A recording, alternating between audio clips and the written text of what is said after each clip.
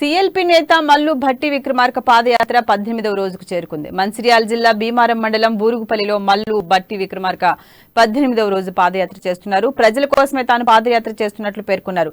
Congress party కోసమో ఎన్నికల కోసమో చేస్తున్న యాత్ర కాదన్నారు. తెలంగాణ లక్ష్యాలు నెరవేరినందున ప్రజలు పడుతున్న బాధలను ఈ ప్రభుత్వానికి చెప్పడానికే రాష్ట్ర వ్యాప్తంగా పాదయాత్ర చేస్తున్నామని చెప్పారు. 4 కోట్ల ప్రజలకు చెందాల్సిన సంపదను నలుగురు ఉన్న కేసీఆర్ కుటుంబ సభ్యులు దోచుకుంటున్నారని ఆరోపించారు.